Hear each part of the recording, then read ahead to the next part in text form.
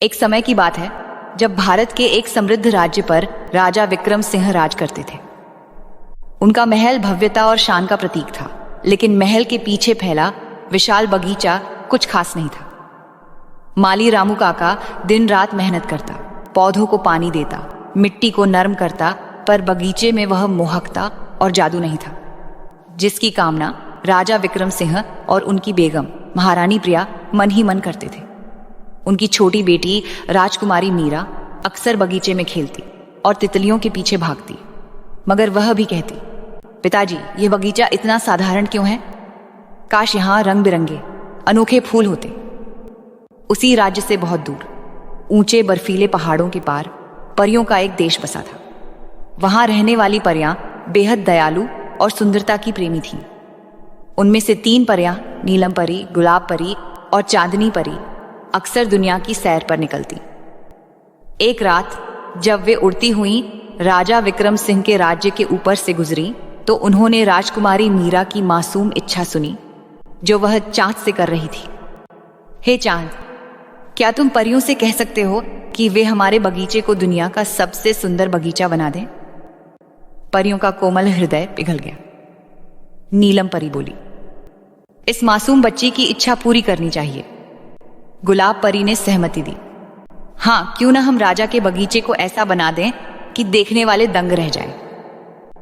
चांदनी परी मुस्कुराई, और यह सब हम रातों रात करेंगे ताकि सुबह सबके लिए एक सुखद आश्चर्य हो। फिर क्या था, उसी रात जब सारा महल गहरी नींद में सो रहा था, तीनों परियां चुपचाप बगीचे में उतर आईं। उनके हाथों में जादू की छड़ियां थीं। नीलम परी ने अपनी छड़ी घुमाई और सूखी धरती पर देखते ही देखते मखमली घास उग आई। जगह जगह नीले और जामुनी रंग के दुर्लभ फूल खिल उठे जिनकी खुशबू दूर तक फैल गई। गुलाब परी ने अपना काम किया। उसने ऐसे रंग बिरंगे गुलाब और अन्य फूलों के पौधे लगाए जो दुनिया में कहीं नहीं पाए जाते थे। कुछ फूल तो रात में जुगनुओं की तरह चमकते थे। उसने छोटे पौधों को पल भर में विशाल वृक्ष बना दिया जिन पर मीठे और रसीले फल लटक रहे थे। चांदनी परी ने अपनी चांदनी से बगीचे को रोशन कर दिया। उसने बगीचे के बीच एक छोटा सा तालाब बनाया जिसमें कमल के फूल तैर रहे थे और पानी चांदनी में चांदी सा चमक रहा था। उसने पेड़ों पर सुनहरी चांदी की घंटियां लटका दी जो हवा चलने पर मधुर धुन बिखेरती। कुछ ही घंटों में वह साधारण बगीचा एक जादुई स्वर्ग में बदल गया। काम पूरा करके परियां सुबह होने से पहले ही अपने देश लौट गई। सबसे पहले माली रामू काका की आंख खुली। वह रोज की तरह बगीचे में पहुंचा तो जो दृश्य देखा उस पर उसे विश्वास नहीं हुआ। वह हैरानी और डर के मिश्रित भावों के साथ महल में दौड़ा। महाराज, महाराज, कुछ अद्भुत हुआ है। बगीचा तो। राजा विक्रम सिंह, महारानी प्रिया और उनके बुद्धिमान मंत्री चंद्रशेखर सब रामू काका को देखकर चिंतित हो गए। वे सब बगीचे की ओर दौड़े। जैसे ही उन्होंने बगीचे में कदम रखा उनकी आंखें फटी की फटी रह गईं। बगीचे का नक्शा ही बदल चुका था। हर तरफ रंग, खुशबू और जादू था। राजा ने अपनी आंखें मली। यह क्या है? क्या मैं सपना देख रहा हूं? उन्होंने अपनी बाह पर चुटकी काटी।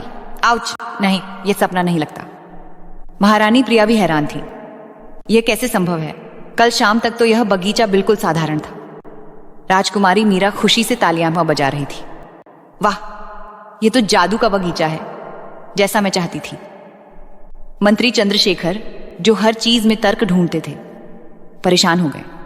महाराज, यह अविश्वसनीय है। रातों रात ऐसा कैसे हो सकता है? इसमें कोई रहस्य या चालाकी जरूर है। राजा को अभी भी यकीन नहीं हो रहा था। वे महल लौटे और अपने कमरे में बैठकर इंतजार करने लगे कि कब यह सपना टूटेगा। उन्होंने मंत्री को आदेश दिया कि पता लगाया जाए कि यह सब किसने किया। मंत्री ने पहरेदारों और मालियों से पूछताछ की, पर किसी को कुछ नहीं पता था। अगले दिन राजा फिर बगीचे में आए। बगीचा वैसा ही सुंदर और जादुई था। फूल ताजा थे। राजा ने गहरी सांस ली। अगर यह सपना है तो मैं कभी नहीं जागना चाहूंगा। महारानी ने कहा, महाराज, सपना हो या सच, यह बगीचा अब हमारे राज्य की सबसे खूबसूरत जगह है। हमें इसका आनंद लेना चाहिए। राजकुमारी मीरा तो पूरा दिन बगीचे में खेलती रहती। एक शाम जब सूरज ढल रहा था, उसने तालाब के किनारे पानी में एक हल्की चमक देखी, जैसे कोई छोटी सी रोशनी झिलमिलाकर गायब हो गई हो।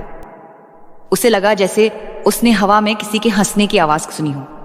वह दौड़कर पिता के पास गया। पिताजी, मैंने परियों को देखा, वे यहीं थीं। राजा मुस्कुराए और बेटी के सिर पर हाथ फेरा। मेरी बच्ची, ये तुम्हारी कल्पना है। दिन बीतते गए। बगीचा वैसा ही जादुई बना रहा। उसकी सुंदरता में कोई कमी नहीं आई। राजा अब ज्यादा समय बगीचे में बिताने लगे। मंत्री ने भी जांच बंद कर दी, यह मानकर कि कुछ चीजें तर्क से परे होती हैं। रामू काका अब बगीचे की देखभाल पहले से भी ज्यादा प्यार से करता।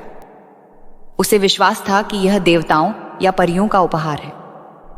धीरे धीरे राजा ने भी मान लिया कि यह कोई सपना नहीं, बल्कि एक चमत्कार है। उन्हें कभी पता नहीं चला कि यह किन दयालु परियों का काम था, पर वे मन ही मन उनके आभारी थे। यह बगीचा न सिर्फ उनके परिवार बल्कि पूरे राज्य के लिए खुशी का स्रोत बन गया। और वे तीनों परियां, नीलम, गुलाब और चांदनी, कभी कभी चुपके से आती और दूर से अपने बनाए बगीचे को देखकर मुस्कुराती। उन्हें संतोष होता कि उनकी एक छोटी सी कोशिश ने इतनी खुशियां बिखेर दी थी। इस तरह राजा विक्रम सिंह का बगीचा हमेशा के लिए एक जादुई जगह बन गया, जो सबको याद दिलाता कि दुनिया में आश्चर्य और सुंदरता आज भी मौजूद है, चाहे वह हमारी समझ से परे ही क्यों ना हो।